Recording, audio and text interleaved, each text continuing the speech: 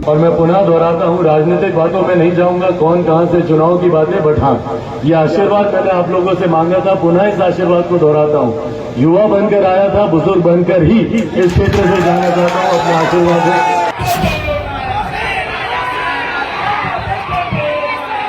जिस बात को मैंने बार बार कहा कि युवा अवस्था में आया था, बुजुर्ग होकर जाना चाहता हूं, क्योंकि जमुई से मेरा रिश्ता सिर्फ एक सांसद और जनता का रिश्ता नहीं है। घमंडी लोगों का ऐसा गठबंधन है जिसको हमारे प्रधानमंत्री जी बहुत खूबसूरत टर्मिनोलॉजी से घमंडिया कहते हैं। 15 का जनादेश महागठबंधन के लिए सरकार चलाई एनडीए के साथ, 20 का जनादेश एनडीए के लिए सरकार चला रहे हैं आप महागठबंधन के साथ। तो मेरे मुख्यमंत्री ने भी भाई अपने घमंड में ही जनादेश का अपमान किया, और ऐसे ही घमंडिया दलों का ये गठबंधन है। ऐसे में मेरे मुख्यमंत्री जी का एक अपना और अहंकार है कि भाई कार्यक्रम यहाँ था। आपने कहा कि मैं युवा अवस्था में आया हूँ, बुढ़ापे में जाऊंगा। उधर हाजीपुर में कार्यक्रम था जहाँ आपके चाचा पशुपति पारस ने कहा कि मैं हाजीपुर से ही चुनाव लड़ूंगा। और दूसरा सवाल ये कि उन्होंने हाजीपुर स्टेशन का नाम आपके पिताजी रामविलास पासवान के नाम पे रखने की मांग की। भाई ये मांग तो खैर हम लोग भी रेल मंत्री जी से मिलकर हम लोग कर चुके हैं, और हम लोग चाहते हैं, क्योंकि हाजीपुर की पहचान हमारे नेता आदरणीय रामविलास पासवान जी की वजह से, और हमारे नेता की पहचान हाजीपुर और हाजीपुर की जनता की वजह से वो पहचान रही है। बहरहाल ये चुनावी गणित है, कौन कहां से चुनाव लड़ता है, बट हाँ, एक पुत्र होने के नाते मेरी बड़ी जिम्मेदारी हाजीपुर के प्रति है। और जैसे मेरे नेता की पहचान हाजीपुर रहा है, मेरी पहचान जमुई लोकसभा रहा है, तो ऐसे में एक बड़ी जिम्मेदारी मेरी जमुई के भी प्रति है। आने वाले दिनों में कौन कहां से चुनाव लड़ता है, ये गठबंधन और गठबंधन के बाद पार्टी का संसदीय बोर्ड ये फैसला करेगा। बट हाँ, जिस बात को मैंने बार बार कहा कि युवा अवस्था में आया था, बुजुर्ग होकर जाना चाहता हूँ, क्योंकि जमुई से मेरा रिश्ता सिर्फ एक सांसद और जनता का रिश्ता नहीं है।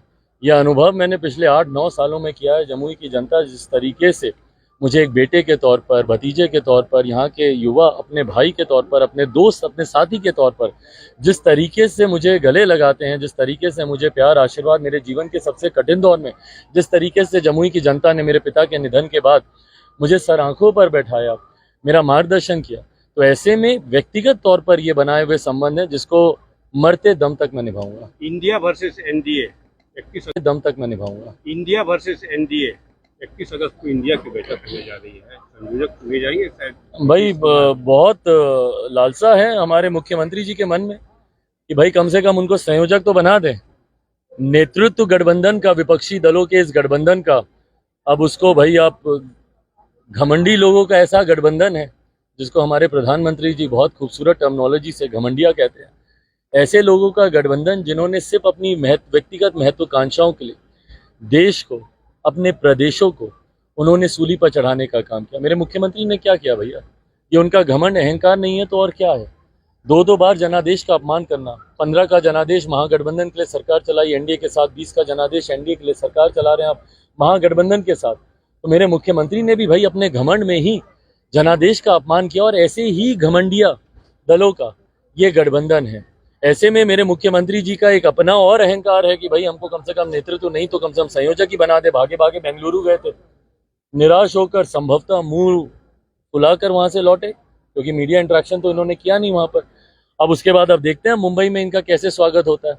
बेंगलुरु में तो इनके खिलाफ और वो बिहार को शर्मसार करने वाले वो पोस्टर्स वहां पे लगे थे, क्योंकि आपकी नाकामी रही है।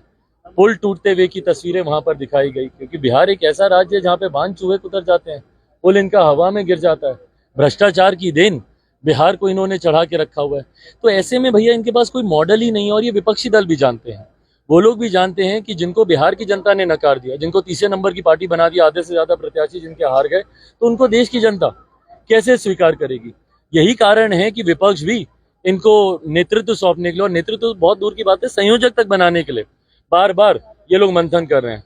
और अब इनकी परेशानी और बढ़ गई है। जिस तरीके से राहुल गांधी जी को उनकी सजा को जिस तरीके से सुप्रीम कोर्ट के द्वारा स्टे लगा दिया गया है, भाई ये ऐसे दल हैं और ऐसा गठबंधन है जो एक दूसरे का भला नहीं चाहते। एक दूसरे का जितना नुकसान हो उतना इन लोगों को लाभ होता है, तो एक दूसरे के सर पे पांव रखकर आगे बढ़ने का ये लोग प्रयास करते हैं। मेरे मुख्यमंत्री को बहुत सूट करता था, और इसीलिए एक औपचारिकता के अलावा आपको दिखा कि कहीं मुख्यमंत्री जी उत्साहित होकर राहुल जी को बधाई दे रहे हो। भाई सब लोगों ने दी, लालू जी के घर तक राहुल जी चले गए। उन तस्वीरों से भी यकीनन मेरे मुख्यमंत्री जी बहुत विचलित होंगे, क्योंकि जिस जगह को वो अपने लिए तराशने का प्रयास कर रहे थे, अब वो जगह कांग्रेस धीरे धीरे लेती जा रही है। बेंगलुरु की बैठक में बड़े अगवा बनने फिर रहे थे, यहाँ बिहार की बैठक में, बेंगलुरु की बैठक में देख लीजिए तीसरे चौथी पंक्ति के नेता बन के वो रह गए। तो ऐसे में ये गठबंधन ऐसा है जो एक दूसरे का विनाश चाहकर अपने आप को आगे बढ़ाने का प्रयास करता है, इसीलिए देश की जनता कभी इसका स्वीकार नहीं करेगी। इसका मतलब ये हुआ कि राहुल जी को स्टे लगने से उनकी सजा पे नीतीश को बड़ा झटका लगा। भाई लगा ही होगा, वो बोलेंगे कैसे इतने शब्दों में, जितने शब्दों में आपने कह दिया उतने शब्दों में मुख्यमंत्री कभी इस बात को स्वीकार नहीं कर पाएंगे। पर हाँ भाई, अब कहीं ना कहीं केंद्र में कांग्रेस आने तो लगी गई है, और जब जब कांग्रेस अपने आप को असर्ट करेगी तब तक विपक्षी दलों के इन तमाम घटक दलों में बेचैनियां तो बढ़ेंगी। 20